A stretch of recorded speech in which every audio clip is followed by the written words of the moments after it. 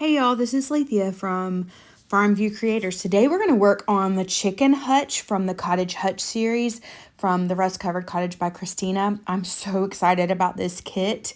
I have been wanting to do one of the hutches, and this is my very first one, and it will not be the last.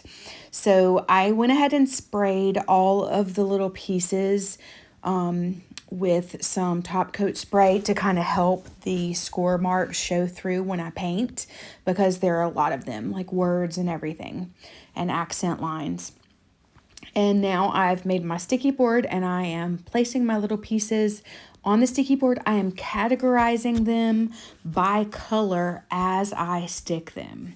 So I have the upper right that is going to be in Pink Couture's Buttercream. The lower right is going to be in Pink Couture's British Grey. The lower left is going to be in Pink Couture's Barn Door, and the upper left is going to be in Duck Egg. The hutch will also be in Duck Egg. I am painting the background of the hutch with Pink Couture's acrylic mineral paint in the shade British Grey. I am using a sponge roller that I've had for many years from Stampin' Up, and y'all, it is a life changer. It was so easy to paint, so quick, and the score lines shined through. Oh my, I will not go back to brush painting when I want the scores to show through. It was amazing. So I hit the back of the hutch and all of the little pieces that I want to be that same British Grey.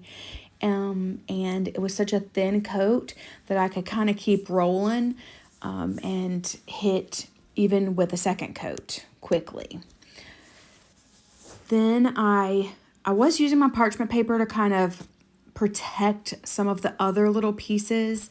I realized that that little flower in the cup needed to be gray on the top, but then red on the bottom. So I went ahead and sponge rolled it with the gray first. And now I'm going to hit my red pieces with the barn door, and I just switched to a different sponge roller, giving that a quick dry, and then reloading my sponge and rolling over that. Went in several directions, and then I'm going to paint the little cup with the flower. It's so cute. All these little tiny pieces are so adorable. And then I needed to clean up my fingers because y'all know I'm a messy crafter. Giving that a good dry, and then moving on to the Buttercream. The Buttercream is a chalk style paint, as well as the Barn Door and Duck Egg. Those are all chalk style. I switched out my sponge because I have 2 rollers or 2 handles and 4 sponges. So I switched out my sponge and changed it over to the buttermilk, giving that a good dry.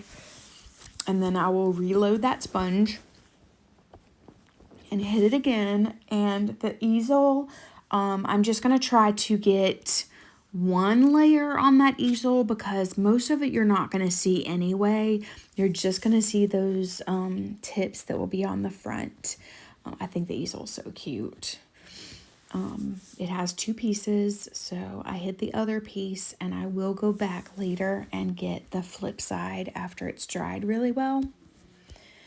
Again, I'm not being picky about painting that one. Switching out my sponge again. Folding my parchment paper, still using that to protect.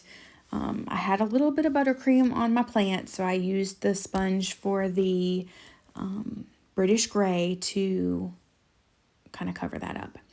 And I'm getting my hutch, the outer pieces of the hutch, the top layer, I guess, getting that ready on my sticky board to go over with the Duck Egg, which is such a beautiful blue.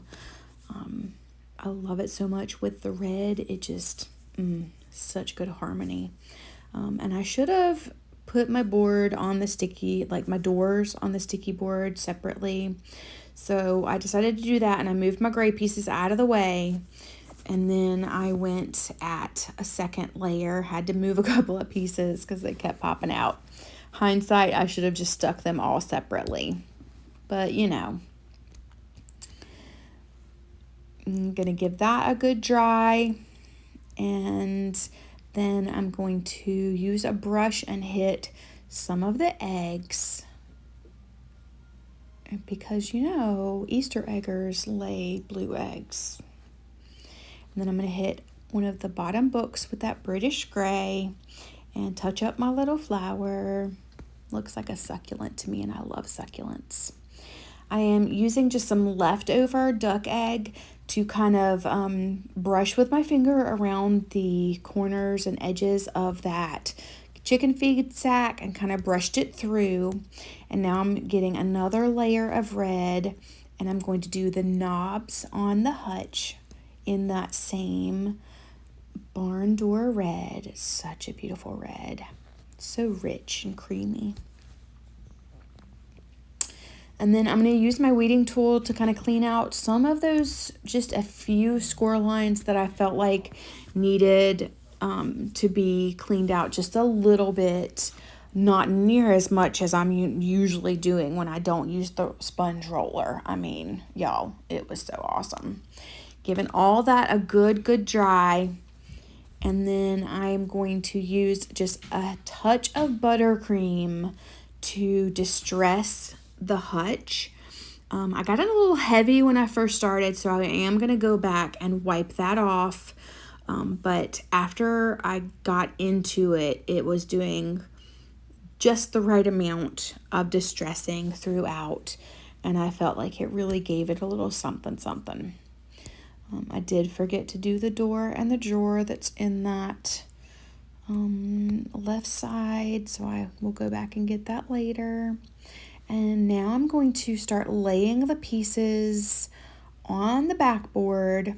There, I hit those drawers that I missed before. And do you see how good those score lines are? I mean, really, it would have never been that good with a brush. And I'm going to hold them together, and I'm just going to distress them with my Debi's DIY dark wax together, because I kind of wanted that to be cohesive.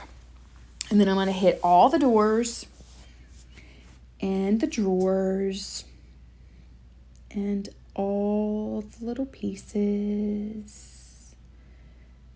It really does add so much when you take the time to add the distressing. And then I'm kind of putting it back together. I am going to kind of swoosh some of that dark wax throughout. It enhances the score line, so whenever there are words, a lot of times I'll brush over those words. Then I decided I did not have the finger space if I got all these little pieces off my sticky board, so I kept them on the sticky board to distress them, and that actually worked really well, because I mean, those little eggs, they're tiny, y'all. And then I am gonna get all my pieces back on and do my favorite top coat. Paint Couture's Dead Flat takes out all that shine, gives it that matte feel that I love. My Dead Flat container is getting really low. I do have another, so do not fear. But I've used this so often. I've had it for a while. It lasts forever. Just a little bit goes a long way. But I am trying to make sure that I hit every single teeny tiny little piece. And then I'm going to give that a really good dry, because the next step is glue, and you want it to be dry before you glue.